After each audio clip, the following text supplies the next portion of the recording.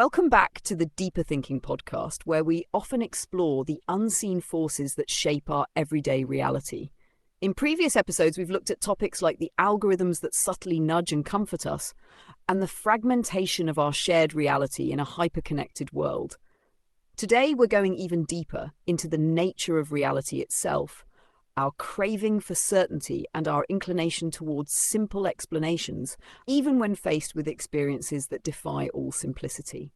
This episode promises to challenge our perceptions and expand our understanding of the world in ways that may surprise you. The world as we know it often rests on a fragile foundation of assumptions, one that presumes our senses are reliable narrators, our scientific frameworks are infallible, and our grasp of reality is more or less complete.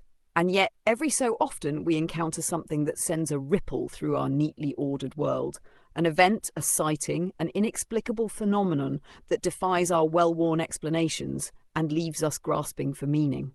High strangeness is a term coined by Dr. J. Allen Hynek, a highly respected astronomer and influential figure in astrophysics. He held prestigious academic positions, including chair of the Department of Astronomy at both Ohio State University and Northwestern University.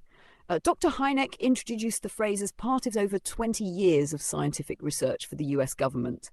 It describes encounters that are exceptionally bizarre or filled with inexplicable details, events that defy conventional explanations. This is the realm of high strangeness. High strangeness doesn't just refer to the bizarre or the unexplainable. Rather, it speaks to events that challenge not only our understanding, but the very frameworks by which we interpret reality. It's a reminder that our senses, though astonishingly adept at keeping us alive, may only be tuning into a sliver of the cosmic symphony. Evolution has fashioned our eyes, ears, and brains not for truth, but for survival, shaping perception to filter out the extraneous and focus on what's practical. And yet, high strangeness cracks open the door to the extraneous, inviting us to wonder once again, what else might be out there? Imagine you're strolling through a forest when suddenly a strange light flickers at the edge of your vision, hovering briefly before disappearing. Or perhaps you've met someone who swears they've encountered a creature beyond description, something that defies all known biology. Encounters with high strangeness are often like that, glimpses into a reality that feels close enough to touch, but fundamentally foreign, unsettling in its implications. The philosopher Immanuel Kant would likely have something to say about these encounters. Kant argued that we can never experience the world as it truly is, the noumenon. Rather, we only experience our interpretation of it, the phenomenon. Our minds impose frameworks like time, space, and causality onto raw experience, filtering reality through a lens that helps us make sense of it. High strangeness, then, could be seen as moments when our filters falter, allowing a hint of the noumenal world to seep through, challenging our concepts of space and time, our understanding of cause and effect. To confront high strangeness is to confront the limits of human knowledge itself. It's not just that our senses are limited, it's that our very models of understanding are biased towards simplicity and utility. Occam's razor, the scientific principle that the simplest explanation is usually the correct one, has served us well in many cases, but it can also lead us to dismiss the complex, the improbable, and the truly strange. High strangeness forces us to consider that reality might not always lend itself to simple explanations, that what seems unlikely or impossible may simply lie beyond the grasp of our current frameworks. The shadows and symbols of the collective unconscious. To Jungian psychology, high strangeness takes on an even more peculiar resonance. Carl Jung spoke of the collective unconscious, a vast psychic reservoir shared by humanity, containing archetypes, symbols, and motifs that recur across cultures and eras. From shadowy figures lurking at the edge of dreams to fantastical beasts that roam ancient myths, these archetypes seem to speak to something universal, something lodged deep in the human psyche. For Jung, encounters with high strangeness might be glimpses into this collective unconscious, occasions when deeply buried archetypes rise to the surface and project themselves onto our world. The strange creature in the forest, the eerie lights in the sky, are these merely external phenomena, or are they also reflections of something within? Jung would likely argue for both, suggesting that high strangeness doesn't just challenge our outer sense of reality, but also shakes our inner landscapes, forcing us to confront parts of ourselves we'd rather keep hidden. One can't help but wonder then, are we truly gazing into the unknown when we encounter high strangeness, or are we merely looking at a twisted reflection of our own minds?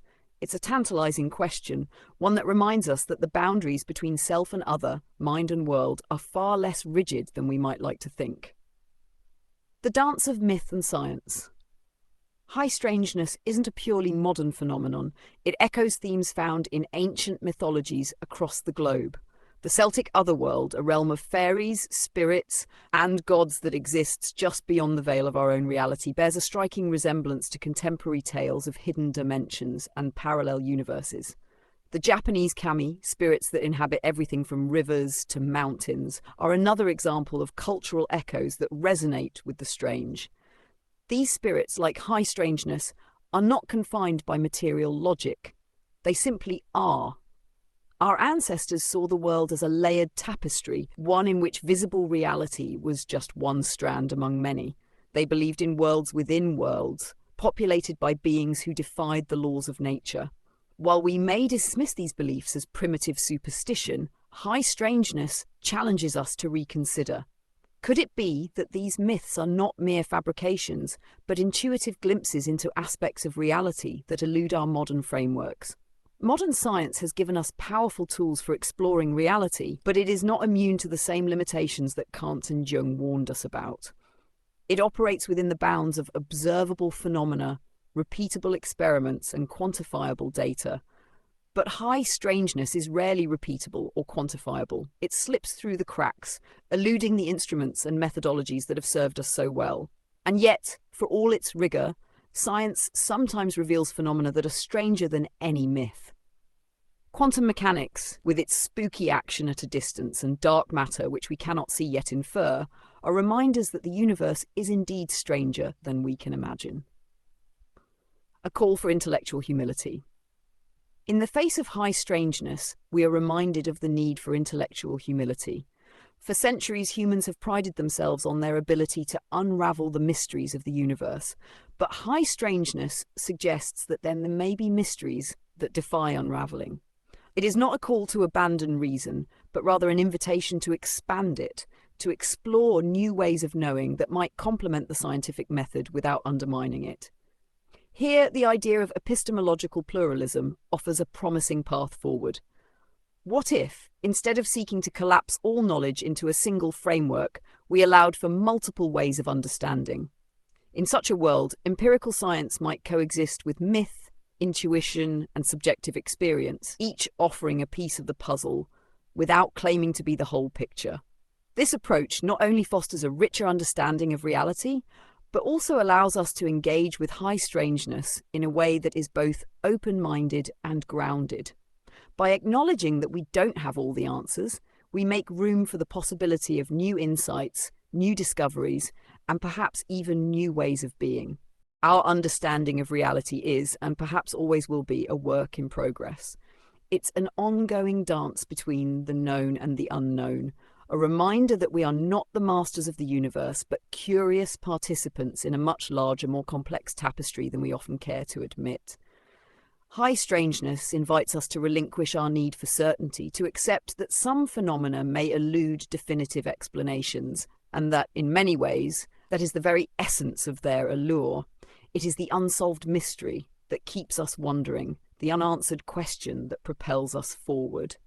In embracing high strangeness, we engage with the world as explorers rather than conquerors, opening ourselves to the possibility that there is much more to reality than we have yet glimpsed.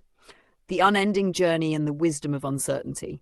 In a way, our fascination with high strangeness mirrors our deepest existential questions. Why are we here? What lies beyond our immediate experience? Are there dimensions of reality that exist outside the narrow confines of human perception? These are the questions that have driven philosophers, scientists, mystics, and poets for millennia, and they remain as compelling today as ever. High strangeness reminds us that the quest for knowledge is not just about accumulating facts, but about embracing the mystery of existence itself. By exploring high strangeness, we are not simply seeking to catalogue strange phenomena. We are, in a sense, seeking to expand our understanding of what it means to be human, to exist in a universe that is as vast as it is unknowable. We are learning to live with ambiguity, to hold space for questions that may never have final answers. And in doing so, we cultivate a wisdom that transcends the need for certainty, a wisdom that recognizes the value of the unknown as a source of wonder and inspiration. As we continue on this journey, let us remember that high strangeness is not just a challenge to our understanding of the world, but an invitation to expand our sense of what is possible. It is a call to approach life with an open mind and a compassionate heart, to embrace the diversity of human experience, and to celebrate the multitude of ways in which we engage with reality. In the face of high strangeness, we are reminded that the universe is a vast interconnected web, one that is filled with mysteries and marvels beyond our wildest imagination. The cosmos, the self, and the mystery within. Ultimately, the journey into high strangeness is not just about exploring the cosmos, but about exploring ourselves. It is a reminder that the boundaries between inner and outer, self and other, are more fluid than we often recognize. In seeking to understand high strangeness, we are also seeking to understand the depths of our own consciousness, the complexities of our perceptions, and the richness of our imaginations. We are seeking to bridge the gap between the familiar and the unknown, to find common ground between science and mysticism, reason and intuition. In the end, high strangeness is as much about the inner journey as it is about the outer exploration. It is an invitation to delve into the mysteries of our own minds, to question the nature of reality and to embrace the beauty of uncertainty. It is a reminder that we are part of a larger cosmic story, one that is unfolding in ways we cannot fully comprehend, but in which we are privileged to play a part. So as we move forward, let us embrace high strangeness not as a threat to our understanding, but as an expansion of it. Let us welcome the strange, the unknown, and the unexplained as vital aspects of our shared human experience. And let us remember that in exploring the mysteries of the universe, we are also exploring the mysteries of ourselves, and that this journey into the unknown, into the strange, into the heart of existence itself, is the greatest adventure of all. In the presence of high strangeness, we are reminded that the universe is not a closed book, but an open invitation to wonder, to question, and to seek. And perhaps that is the most profound lesson of all. That the answers we seek may not lie in the facts we gather, but in the mysteries we embrace, in the journey that has no end but leads us ever deeper into the boundless possibilities of the cosmos and the infinite landscapes of the human soul.